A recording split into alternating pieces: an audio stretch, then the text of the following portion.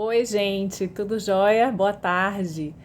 Vamos hoje com mais um vídeo para vocês, em resposta a uma das perguntas da minha caixinha dessa semana, que foi perguntado sobre como é que nós realizamos o treino de marcha no hospital de um paciente que foi submetido a uma artroplastia de quadril. Bom, então, como eu tenho seguidores aqui que não são da área, vamos falar um pouquinho do que seja a artroplastia de quadril. Então, a artroplastia é um termo utilizado quando se faz uma substituição, né? No caso da artro, uma substituição dos componentes de uma articulação.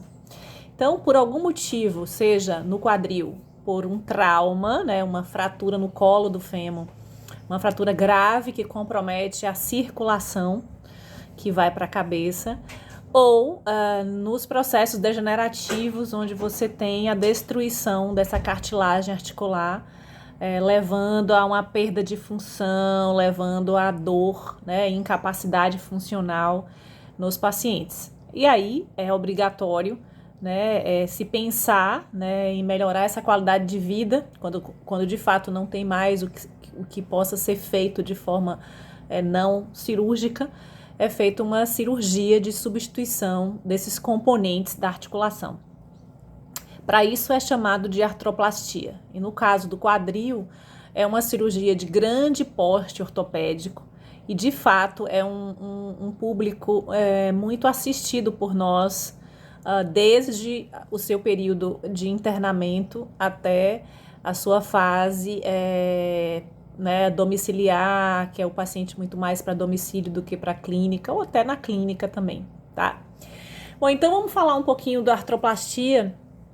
A artroplastia de quadril é uma cirurgia muito bem sucedida dentro dos procedimentos, tem uma boa curva de aprendizagem nos cirurgiões ortopédicos, ou seja, existem muitas cirurgias sendo realizadas por esses cirurgiões, isso faz com que exista uma curva grande de aprendizagem, né, de aprendizado, e isso leva a bons resultados, né? Quando você faz muita coisa, né, repetidamente, você acaba se tornando mais eficiente, né? Você vai aprendendo com seus erros, com as suas repetições.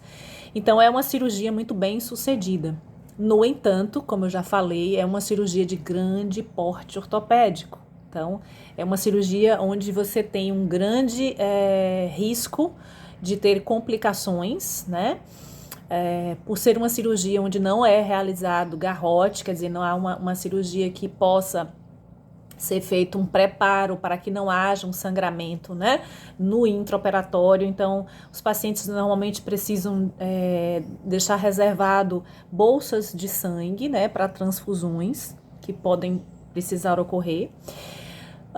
E também são pacientes que têm um risco aumentado de desenvolver no pós-operatório complicações circulatórias, como TVP, que é trombose venosa profunda, né? Ou, por complicação dessa trombose, evoluir com tromboembolismo pulmonar, que pode, de fato, levar esses pacientes a óbito. Então, além de todos os cuidados, né, que são realizados no pós-operatório, esses pacientes são heparinizados, ou seja, eles recebem doses diárias subcutâneas de heparina, que é um anticoagulante. É a necessidade de movimentação. Esses pacientes, eles precisam ser o mais rápido possível mobilizados, né? Além da heparina, alguns grandes hospitais também dispõem de meias de compressão, dispõem de equipamentos de bombeio, né? De compressões intermitentes, né? Por equipamentos. Mas nada substitui a contração muscular, a mobilidade, a saída desse paciente do leito para caminhar. Então, hoje os pacientes, de uma maneira geral, ortopédicos, têm um maior risco de desenvolver tromboembolismo pulmonar no pós-operatório. Então, é necessário que a gente tenha muito bem planejado essa assistência desde o POI, primeiro dia de pós-operatório. Então, vamos falar um pouquinho sobre isso, tá? Primeiro, para você mobilizar um paciente de artroplastia de quadril, você tem que ter em mente os cuidados em relação à luxação dessa prótese, né? Como é uma artroplastia que ainda não tem a estabilidade que é dada, que é fornecida pela parte muscular, né? E a própria cicatrização dessa cápsula com seus ligamentos que foi aberta.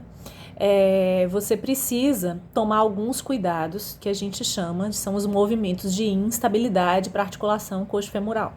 Então, assim, na movimentação a gente tem que evitar que a gente passe de uma determinada amplitude de movimento até mais ou menos 2 meses, né? Alguns cirurgiões, em algumas determinadas cirurgias, aumentam um pouco mais esses cuidados, mas na fase hospitalar, com certeza, em todos os tipos de artroplastia, a gente deve evitar flexão do quadril acima de 90 graus, a adução desse quadril além da linha média, tá? E rotação medial. Então, e principalmente a combinação desses movimentos que faz com que haja a luxação dessa prótese, tá? Bom, então essa mobilidade você pode fazer muito bem com esses ângulos de segurança. Esses pacientes devem ser colocados em posição sentada se não houver nenhuma contraindicação clínica para isso, desde o primeiro dia de pós-operatório.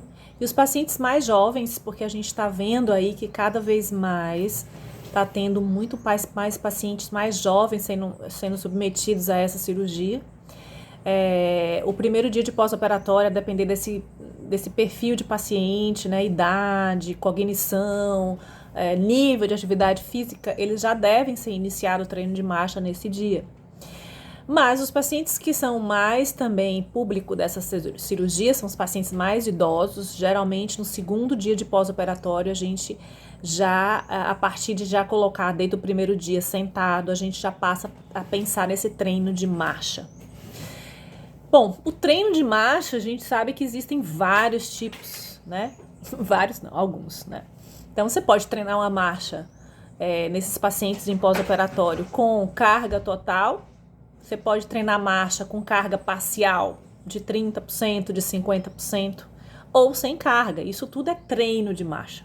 Então, como determinar qual tipo de treino de marcha para esses pacientes em pós-operatório de quadril?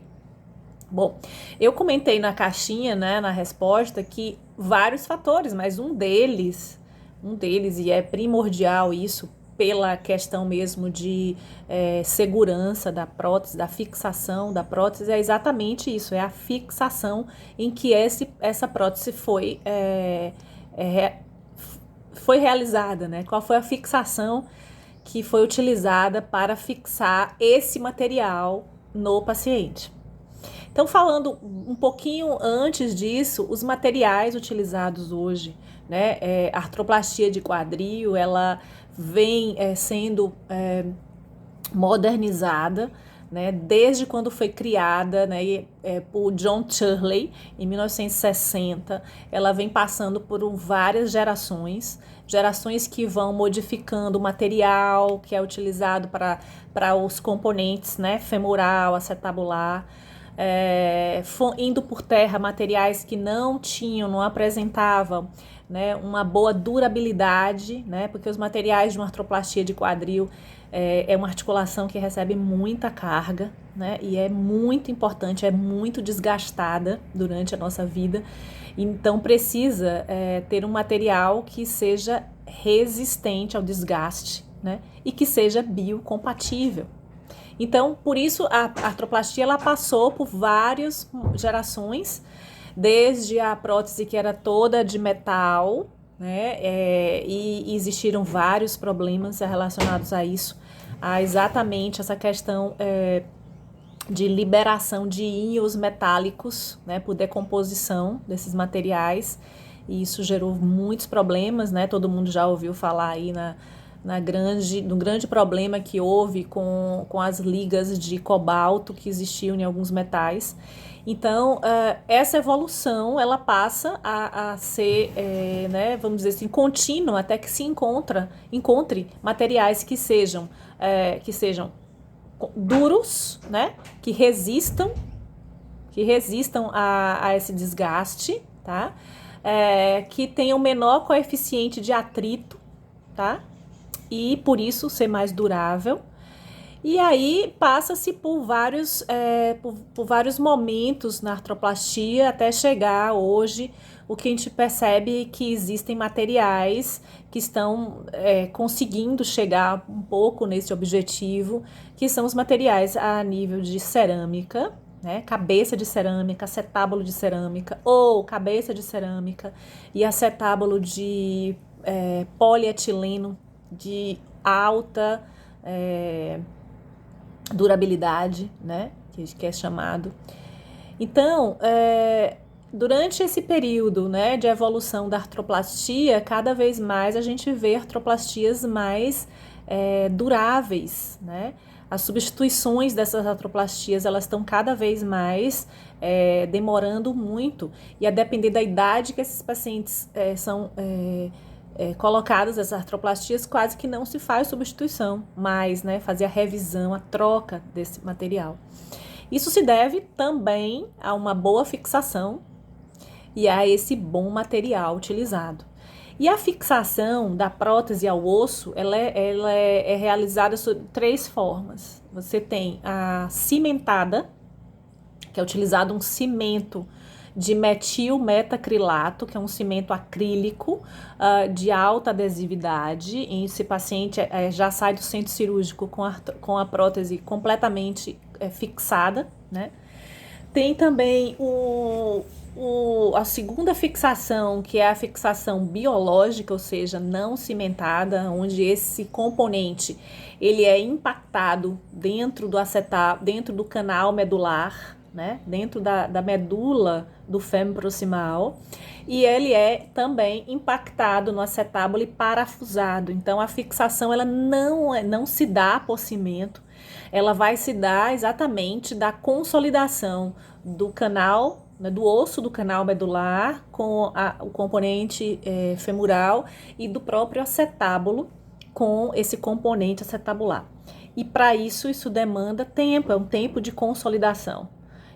E não se deve, um osso, para ele consolidar, ele tem que não ter grande mobilidade no foco, né?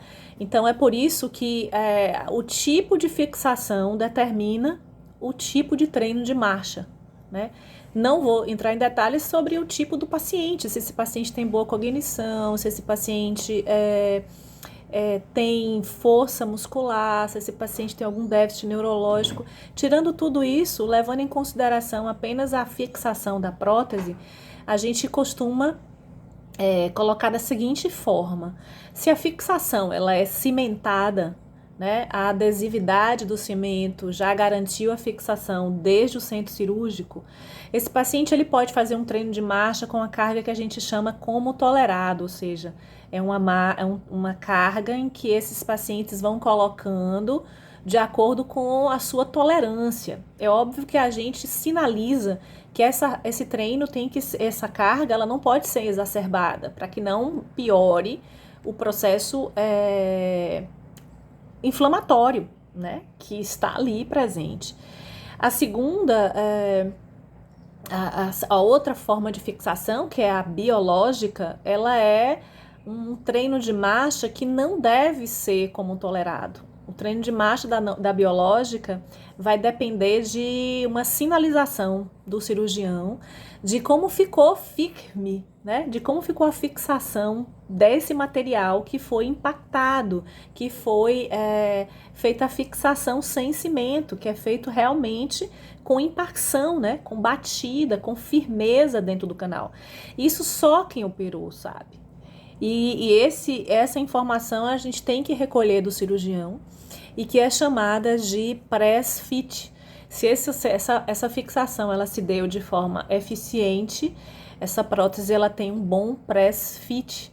E ter o bom press fit significa que esse paciente pode fazer uma descarga de peso parcial em torno de 30% do seu peso corporal. Tá? Não quer dizer que esse paciente também possa ser liberado para pisar como tolerado. Lembrem-se, uma artroplastia, quando não é fixada com cimento, a fixação biológica, ela demanda de consolidação. E se tem muito movimento, não forma osso, não fixa. Vai ter uma fixação fibrosa, que não garante estabilidade. A terceira forma de fixação é o hibridismo, é a prótese fixada de forma híbrida. Você tem a fixação de cimento no componente femoral e não cimentada ou biológica no componente acetabular. E essa formação híbrida, né, tem que ser respeitado o componente biológico, o componente que não utilizou cimento. Então, da mesma forma, a fixação de uma prótese chamada híbrida, ela se dá, o treino de marcha se dá conforme a prótese biológica, ou seja, 30% do peso corporal, né, sem carga total, tá? Bom, além do que eu falei sobre os treinos de marcha, uma coisa que a gente precisa estar muito atenta em reabilitação de artroplastia é entregar esse paciente, né, após passar por nós, né, pela fisioterapia, com a sua recuperação funcional completa, tá? A gente sabe muito bem da abordagem que é feita nesse quadril para colocação de uma artroplastia, é uma abordagem extremamente ampla, agressiva, né? Muitas vezes comprometendo, né, sacrificando tendões de rotadores que são reinseridos, e você tem uma fraqueza muscular, né, nociceptiva mesmo pelo trauma, de todos aqueles componentes de estabilização da articulação, né? Então a gente pode falar que esses pacientes saem com um déficit muito grande de rotadores laterais, com déficits muito grandes de glúteo médio, glúteo máximo. E se a gente for lembrar da função desses músculos, principalmente os músculos abdutores, como o glúteo médio, da sua principal função, né, gente, de fazer a neutralização das forças de coaptação do quadril, né, que a gente já sabe. Se esse músculo, que é capaz de cada passo fazer a neutralização dessa força na sua contração, quer dizer, decoaptando esse quadril para que ele receba menos carga dentro da articulação, você, se está fraco, o que é que vai acontecer? Você vai demandar mais força dentro dessa articulação. E aí você vai fazer o que? Mais desgaste para a prótese. Então, ao entregar esse paciente após uma reabilitação, ele tem que ter boa força de glúteo médio, glúteo máximo, boa força de quadríceps, boa força de panturrilha, né? Boa força de rotadores. E passando o período de cuidados em relação à amplitude de movimento, a gente tem que devolver esse paciente com sua amplitude próxima, não completamente normal, mas que esse paciente consiga ultrapassar de 90 graus de flexão, que ele consiga rodar lateral, rodar medial, fazer abdução. A prótese, ela tira o movimento final, mas ela permite que esses pacientes voltem a fazer a sua atividade de vida diária. Então, a gente tem que saber até que ponto a gente vai ter que deixar essa restrição, né? Porque acaba muitos colegas deixando esses pacientes naquela fase em que ele precisa recuperar mais ADM, recuperar força, fazer a simetria das forças do quadril operado e não operado. E isso tem custos funcionais para esse paciente no seu futuro, tá? Bom, isso foi longo o vídeo, né? Eu acho que os vídeos longos, eles selecionam um pouco quem vai ouvir, mas espero que vocês aproveitem. Qualquer dúvida, coloque aqui embaixo seu comentário e também, se você gostou, salve, compartilhe, tá? Bom, boa tarde, tchau.